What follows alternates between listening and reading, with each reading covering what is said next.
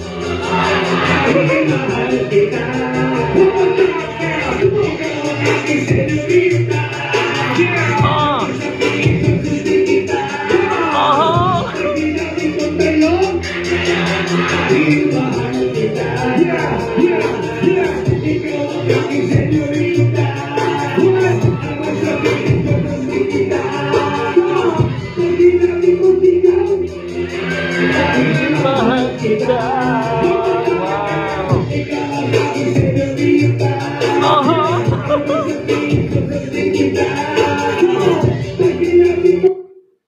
Goddamn gang, napakasaya ng kantang yan, Kuya Drew.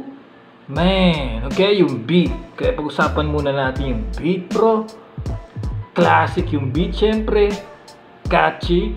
Pero makiririnig mo yung mga detalye, man. Okay, pang veterano, syempre. Rare na yung mga ganyang beat kasi hindi na yun yung mga masyadong pinipili ng mga makabagong rappers. Siyempre, classic Tagalog rap, ang flow at bagsakan. You know, classic Andrew E, man. Nandun yung storytelling, siyempre. Yung swag ng Andrew E nung 90s and early 2000s, di ba, bro? Noong panahon ng Clubzilla days, bro. Yan ang napipil ko sa track niya, man. Panahon ng Clubzilla, di ba?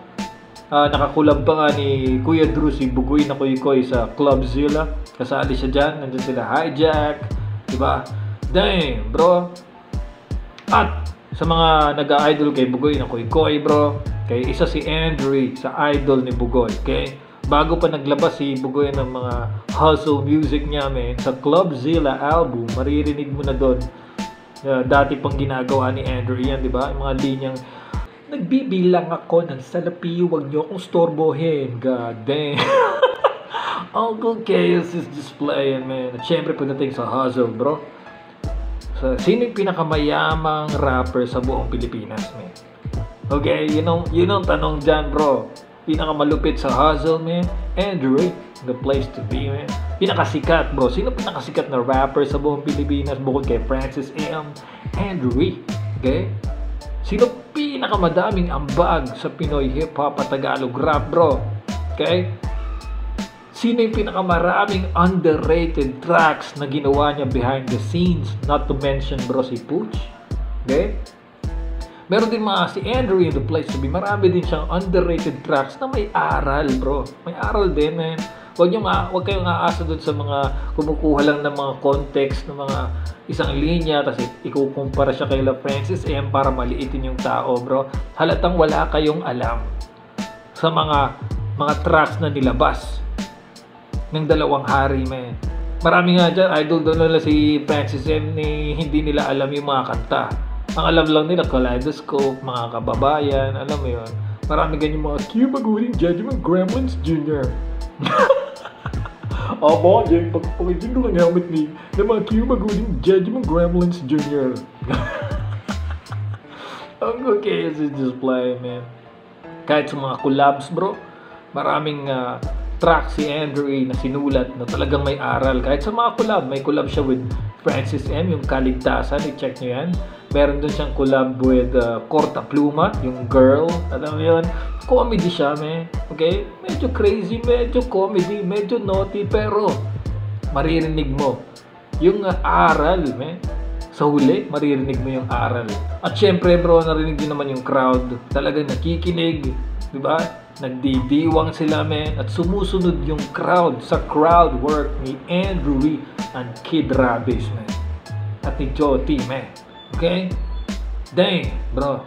Excited ako. Sana magkaroon ng music video ang track na ito. Excited ang buong goddamn gang, okay? Kuya Drew, Kid Rabis, Mighty A and friends, man. God damn, salamat sa pag-upload nito, man. God damn. Shoutout sa buong E-family, syempre. Okay? Shoutout sa buong Donggalo Records, man. And this goddamn gang. In this goddamn house. Pagkasama ko to, paano? Wala na. Ang buong goddamn gang will be goddamn gang. You know?